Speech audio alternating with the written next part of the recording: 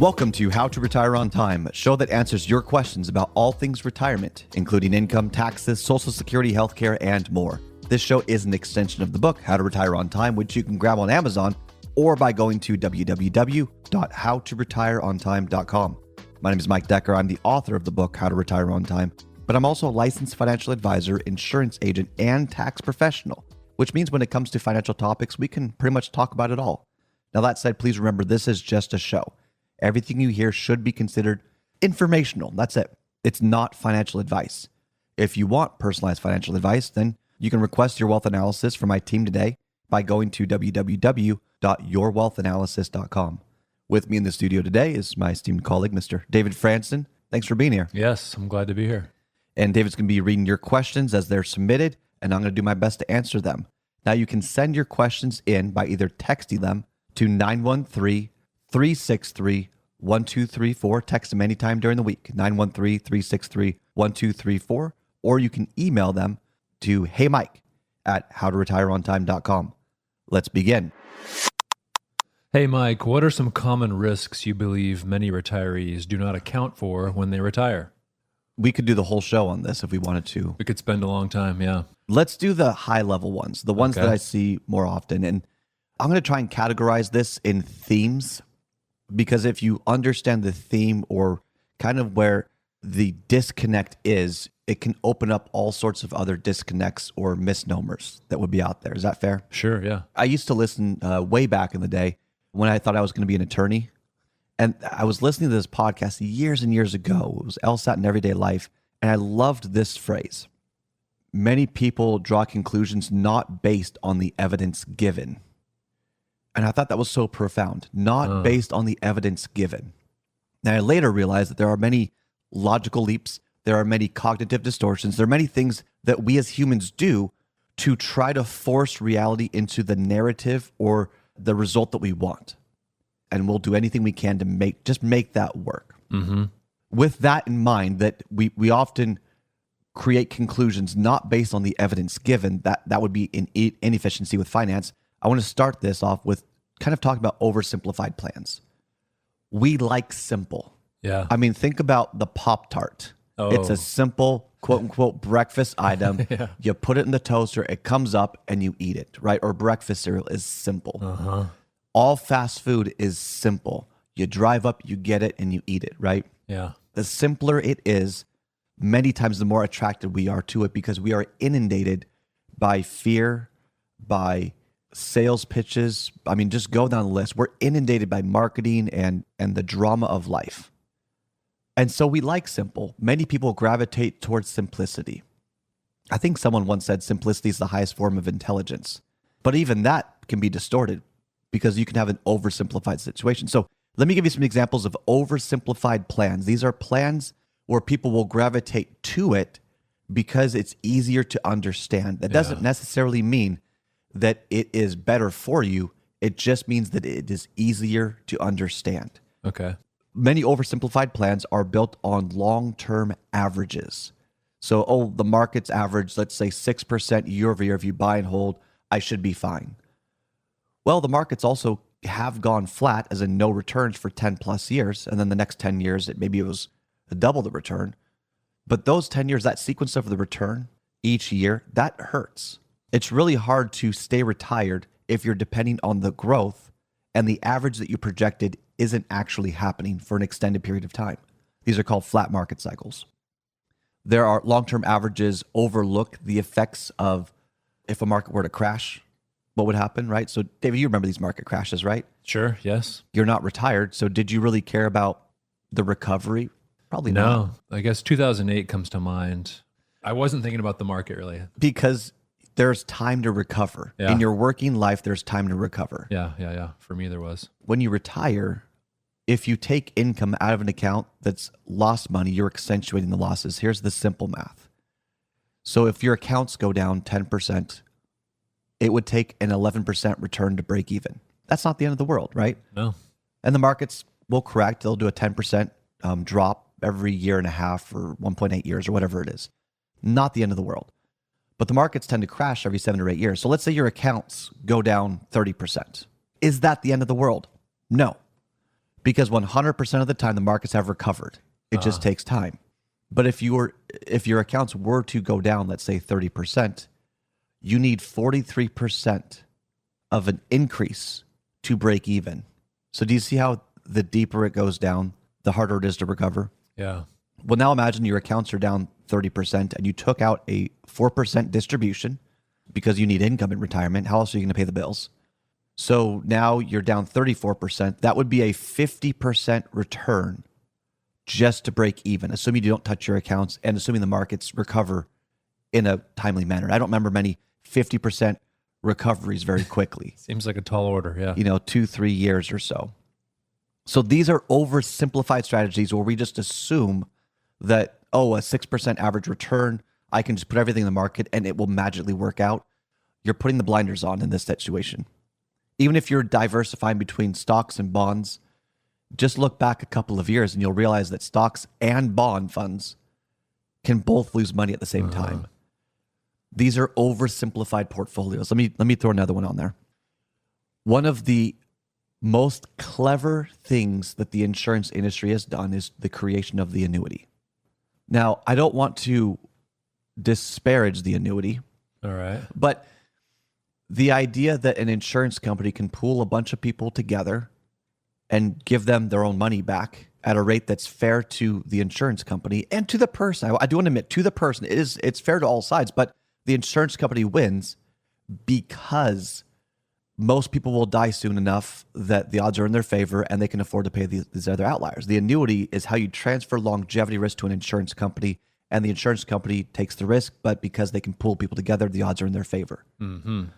I'm fine with that, right? I have term life insurance. I don't plan to die anytime soon, but I'm still paying it in case that risk happens. My family is covered. That's what insurance is. Yeah. So my qualm isn't necessarily from a financial standpoint of getting your own money back, though I do have many qualms about that. You can read about it in my book, How to Retire on Time. Shameless plug there. But my qualm is setting up your retirement based on fixed income. Think of every movie you've ever seen where the old grandpa or the old grandma is struggling to pay for something because they're completely dependent on fixed income. Right. So if you go out and buy a bunch of annuities and you take the income at the flat rate, so it's the one that looks the best at the beginning, but if you live long enough, it could hurt because inflation erodes how much the dollar can go in that situation. That's a risk I see a lot of people taking and they have no idea. Well, I can buy this annuity and it's guaranteed. I have allegedly gotten rid of all the risks because it's guaranteed for life that I'm going to get this income stream. Well, they'll probably keep paying it. Yeah. If you're working with an A-rated insurance company. But it gives me a little heartburn because it is oversimplified. And I've actually heard financial professionals say things like, well, we do our tax planning through annuity income. And I say, well, how does that work? Well, we sell the annuity and we explain, here's the income you want, here's the projected tax, and this income stream will just take care of it all. That's not tax planning. That's tax spending. I can't think of a good expression for that. But Yeah. tax planning is how do you minimize your taxes? When you turn on that income stream, you're not really doing any sort of optimization from that point. And if taxes go up, if inflation goes up, your income goes down. Yeah. If you think about like whatever you and I were making like 10 years ago, what if our incomes were fixed? Yeah. Whatever we were making 10 years ago, and now here we are in 2024. And what's How happened? horrible would that be? That would not be good. Right? So these things do matter. It's easy to understand. I can put money in here. Let's say I put $1 million into an annuity and I'm going to get 80,000 for life back. And the rates change. I'm just making up numbers here. Well, 80,000 plus my social security, 40,000, that's 120,000. I can live off that. I'm set. You might be set today, but in 10 to 15 years, that money isn't going to buy you as much as it once did. Right. But do you see how it's so easy to understand that people latch onto these oversimplified plans, and it's dangerous? It's very appealing, like on paper, like, oh yeah, I get that money forever. Okay. Yeah. Some other in the oversimplified category, you've got not enough growth. So growth is associated with risk. The more risk you take, the more growth potential you have. It's not guaranteed growth. So some people say, well, I don't want any risk. Okay, well, then you might fall into the category where you don't have enough growth Yeah. to keep up with inflation, tax changes or whatever might happen. And no one knows what the future has in store. Think of how much has changed over the past 10 years in policy and regulation and taxes. There have been a few twists and turns. So the oversimplified is the first one I want to really highlight here. If your plan seems really simple, you got it right out of the gate, question it. What risks are you unaware of that you may experience? It's a very healthy exercise to kind of look into the mirror and say, I want to see what I don't want to see, and then let's address it. Now, the next one I want to talk about is conflicting advice from who you're working with. I do not believe that there are many financial professionals out there that are bad people. I think almost all of them are well-intending, good people trying to do their best.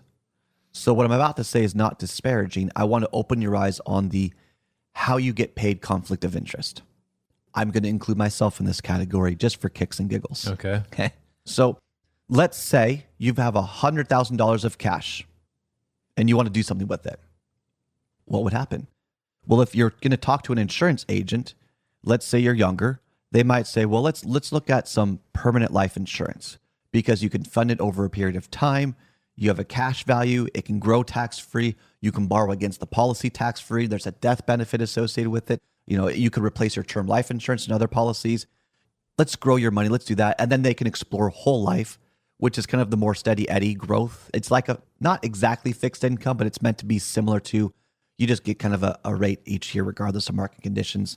And then you've got universal life, which would be based on like an index universal life. If the index goes up, you make money, right? So you got more growth potential in that.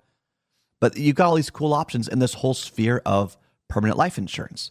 And that's probably the conversation you would have if you were younger with $100,000 to explore options to do with that money. And there may be some situations where this makes sense. There may be some situations where this doesn't make sense. Now, let's say you're talking with the insurance agent with that same 100,000, but you're 55, 60 years old. They might not say the IUL is the right path. They might say, well, here's an annuity and you could buy the income stream. And, this wouldn't be all of your plan, but it'd be some of your plan and you could supplement some income, kind of layer it in with your Social Security and other things like that.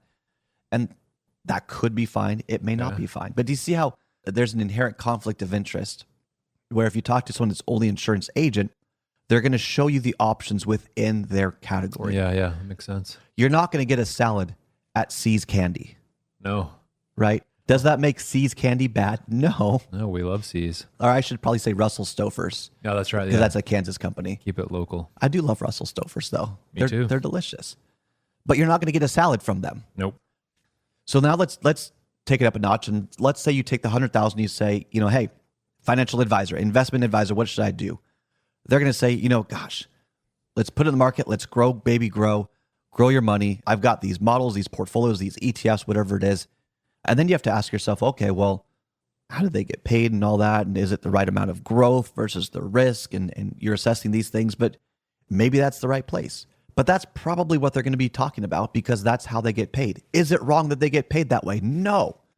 But can you see the already inherent conflict of interest? One's talking about the benefits of insurance products. One's talking about the benefits of a portfolio, and you can see where I'm going with this. And then let's say you go to the CPA. Okay.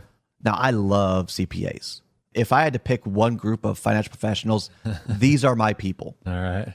They are so matter of fact. Technically, a CPA is not supposed to give you specific investment advice. So you might go to the CPA and they might say, and then they'll quote some Dave Ramsey isms, Okay. Which are not necessarily good or bad. They're just his opinions. Yeah. They might say, put it in the market. I can't tell you what specifically to buy, but, go buy some mutual funds or ETFs. They could say whatever they want, but they can't really give you specific investment advice. But usually it's do this so you pay less in taxes. Okay, well, what if it was better to pay more in taxes now for less in taxes later or whatever it might be? So you have an inherent conflict of interest by who you talk with. Now, in my mind, let me just have some fun with the comparison standpoint. And I'm going to kind of talk myself out of a job here a little bit. Okay. No. But in my mind, let's say you're younger, or maybe you're not. Maybe you're a little bit older, but you're not retired yet. Well, why don't you just buy and hold some ETFs, some growth ETFs? You don't need to pay an advisor 1%, whatever it is, for your non-qualified, so your brokerage, your cash. that you could do whatever you want with. Okay? You don't need a financial advisor for that. Oh, yeah. It's so easy. Open up a Schwab account, a Vanguard account, a Fidelity account. But anyway, you can see where I'm going with this. Yeah. And then maybe you set up a situation to where you sell a little bit each year. So you keep the liquidity enough that you can sell a little bit each year and make sure that you have the asset available to max out your Roth contributions. Okay. So we're being kind of strategic with this. And maybe we use the Roth and do something more aggressive, more actively traded within the Roth because Roth doesn't create capital gains. And maybe we dive a little bit deeper and say, hey, you've got some 401k. Well, what if you have a 401k that's old? Let's roll that over into an IRA. Maybe we take some of your IRA funds that are not associated with your employer plan, your current 401k, some IRA funds at Schwab or Vanguard or whatever, and maybe we do some IRA to Roth conversions. There's no limit on that. And you could use some of the 100,000 cash that you have to pay the taxes, so there's no penalty, allowing you to get more money into an after-tax qualified account, aka the Roth, which has more growth potential and won't pay taxes when you distribute from it. So maybe you just use this to pay off the taxes so you have more money in the qualified umbrella. And I mean, do you see how the complexities start to unfold? Right. But it all starts with the idea of, well, what do you want? Where are you? What are your goals? And what are the different strategies that could be implemented with your money?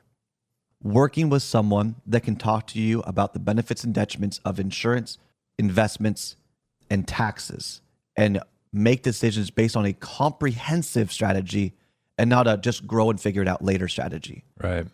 It makes a difference overall. And I can't tell you how many times I've had people come into the office here, Corporate Woods, right here in Overland Park, Kansas, and they'll come in and the recommendation is, well, I shouldn't actually manage these assets here. This is what you should do. And then here's your tax strategy. And that's kind of it. Other people, maybe 40% of their assets, they're self-managing and we're helping them place other things. I mean, the conversations are so fun. They're so detailed, but there's also no one right way to do anything. And that's the big thing is oversimplified strategies are typically around, here's a strategy that I sell, do that, here's the benefits. Complex, comprehensive strategies explore multiple options, and then they also review the benefits and the detriments so you can pick what's right for you. You know the trade that you're making. If you're taking more risk for more growth potential, if you're paying for a life insurance policy and you're okay with the payments for the potential benefits, that you understand the tax planning, not now. When I talk to someone that's 30 years old, 40 years old, we're doing investment planning based on even the RMDs they're going to start paying in 40 plus years. Whoa. That's how financial planning is done. Look at any strip mall advisor. Are you having those conversations? Probably not. No. You're probably working within the simplified scope of business, the simplified structure of investments. Yeah. A couple of other ones here, and appreciate you letting me be a little bit long-winded on this one, but not planning for flexibility. I'll be a little facetious here, but David, when the iPhone first came out, Yeah. and I actually don't know the answer for this, but did you think you needed an iPhone, that you wanted an iPhone, or was it kind of overhyped? You didn't need it. Your BlackBerry, your brick phone worked just fine. What was your honest opinion of that? I watched Steve Jobs make the announcement and I wanted it immediately. Okay, so you're in that category. Yes, but I didn't get it, but I wanted it. So I stuck with the brick phone for years. You could throw that thing off a building and it wouldn't break. I loved it. And I'm going, who needs the internet all the time? That was me, but you had more foresight. You understood the benefit of it. Yeah. Well, we're both sitting here today with iPhones. That's true. Can you imagine how life could change in the future? Some bills that you currently pay today might be new bills that you didn't expect years ago. Some bills that you expected years ago might not be the same today. I don't know many people that are paying for a landline anymore. Yeah, that's pretty rare now. The cable TV situation's being disrupted a lot. It's getting rare Things too. change. Yeah. Basing your entire plan on a rigid strategy, I think, is an oversimplification that's risky. You want to have flexibility. Can you adjust your income up or down each year based on lifestyle developments? Can you adjust the sources of your income for tax benefits? Can you adopt life events? If you get sick, it usually costs money. Can you pay for that? And then how does that also correlate with your current health insurance, right? Whether you're on Medicare, Advantage, Supplement, or Original Medicare, Affordable Care Act and retirement, or your current employer. These things matter. Do you have growth to help offset inflation, tax changes, market changes, whatever it is? The list just goes on. And a few other things too that I think oversimplified strategies do not incorporate enough is understanding tax limits. So if you can get tax-free Social Security, you're going to have to work within a limit. Are you aware of that? Are you planning around that? Capital gains, long-term capital gains. Are you aware of that?